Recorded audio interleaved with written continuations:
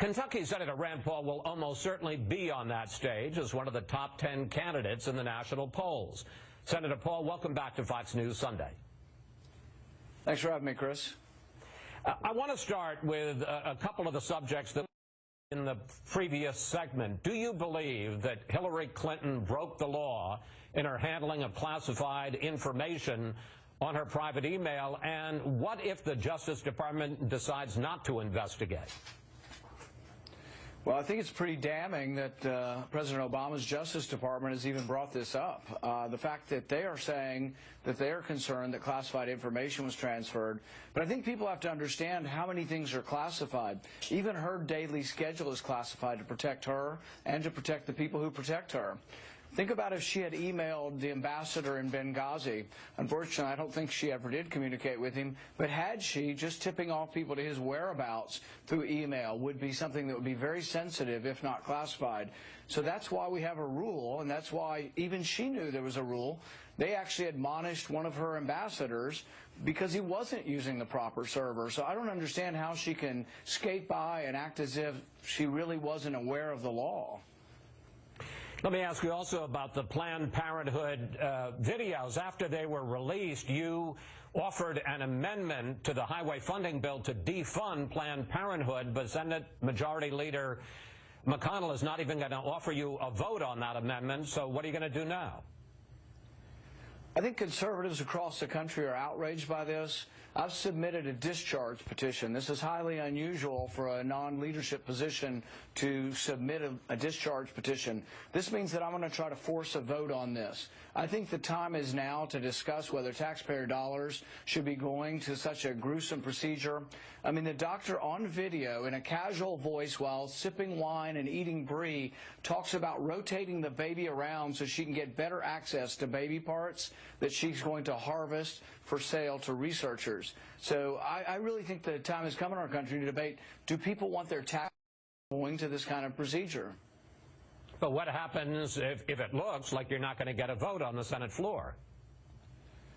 They may block me today on a vote on an amendment to the highway bill, but I'm also filing cloture or trying to file for a discharge petition to have a separate bill.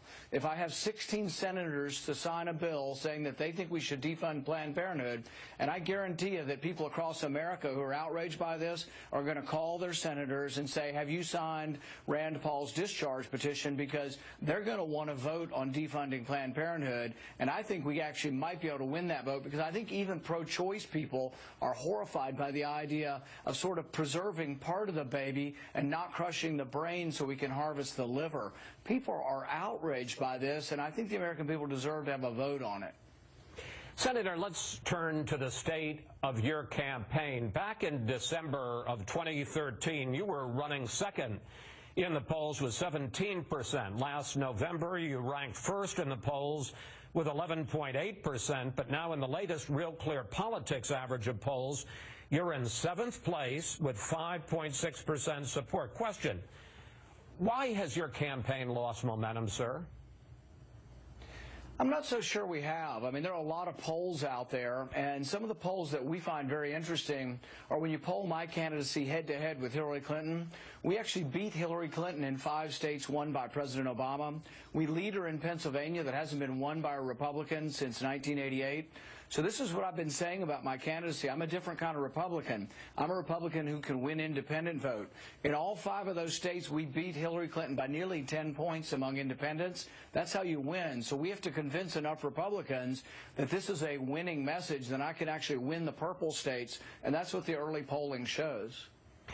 There is also a sense of your diminished status, at least in the Republican primary polls, that the world has changed on you. You were running strong in the polls a couple of years ago, even a year ago, when your positions on limits to foreign intervention, limits to domestic surveillance were very popular. But now with ISIS on the march and with increased domestic terrorism at home, there's a concern that maybe you aren't tough enough on those issues. I think the interesting thing is we poll these issues and we ask these questions to voters all the time. And there was a poll not too long ago in Iowa, and they asked, Do you think we should be more involved in foreign war like John McCain, who wants to be everywhere all the time?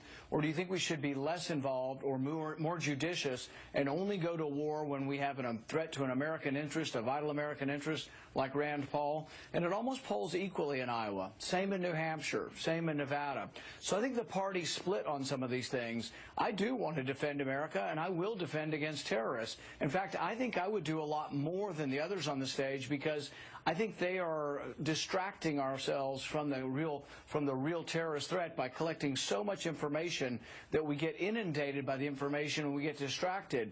I want to collect more information on terrorists, but I want to do it according to the way the Fourth Amendment was put forward, that suspicion should be individualized and there should be a warrant with the judge's name on it. Senator, as you know, Fox News and Facebook are teaming together to put on the first Republican presidential debate on August 6th in Cleveland, and we are asking you, the viewers, to submit questions, either written or videos, that we're going to ask candidates on that stage. Facebook tells us that the top 3 issues among people who talk about you are taxes, intelligence gathering and privacy, and homeland security. And here's a comment from Johnny Anderson on Facebook. Senator Rand Paul is working overtime to protect homegrown terrorists. Americans are dying. Senator, how do you answer Johnny? I think it's kind of a misunderstanding of the situation. The interesting thing is we've just had another terrorist shooting in Chattanooga. We had a Boston bombing. We had Major Hassan at Fort Hood. All of these occurred under the mass accumulation of data, the bulk collection of data that President Obama is doing, which has been ruled illegal by the courts and I think contravenes the Fourth Amendment. So we've been having these terrorist attacks despite the collection of all this information. And the interesting thing is, when you look at it, I think maybe we're being distracted by too much information. Malcolm Gladwell puts it this way. He says, good decision-making isn't about knowledge or data. It's about understanding the data. So I actually want to collect more information about terrorists, but I don't want to indiscriminately collect all Americans' information and invade their privacy. So I think actually what we've been doing, even the government admits we haven't been catching any terrorists with this bulk collection of data. Congress has now said we shouldn't do it. The courts have said we shouldn't do it. And I think it goes against every sense of what the founding fathers put into the Fourth Amendment. So, no, I think my position on privacy is very popular. People under 40, 83% of people under 40 think the government shouldn't be collecting your phone records all the time. Senator, you put out a video this week that showed you destroying the IRS tax code, and at various points you set it on fire, you feed it into a wood chipper, you use a chainsaw to take to it. And I guess the question I have, because it does seem to be a bit of a stunt, is this an effort to take the spotlight away from Donald Trump, who seems to be soaking up all of the media's attention these days? Well, you know, I have 3 teenage sons, and the teenage sons don't watch the news channels, but they pass from friend to friend. And so I think what you find is that if you have something interesting or people think is clever or funny, it gets passed around from teenager to teenager. And so that's why I'm trying to put things out that sometimes will get into the hands of youth who aren't watching the traditional news. Senator, one of your big issues in this campaign, I think you've been talking about it more than any of the other Republican candidates, is trying to grow the party. You're campaigning in inner cities. You're reaching out to minorities. Do you worry that Trump's comments about illegal immigrants coming over the Mexican border is going to hurt that effort and alienate the very kind of voters that you're trying to attract? You know, every candidate's going to have to do what they want to do. My concern is that I want to reach out to new people, go places that no Republican has been going. So I've been to Detroit, I've been to Ferguson, I've been to the south side of Chicago, I've been to inner city Philadelphia, to Boys Latin School. I've been trying to go places that no one else is going. I've been to the historically black colleges. I'm going to keep doing that and reaching out.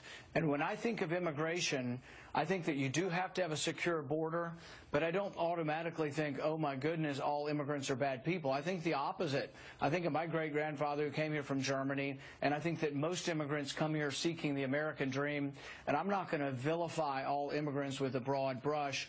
I think that there are some bad people, and I put in legislation on the sanctuary cities to try to make sure that never happens again. But I think, by and large, the people who come to our country want the American dream. Senator Paul, thank you. Thanks for coming in. We'll see you on the campaign trail, and most likely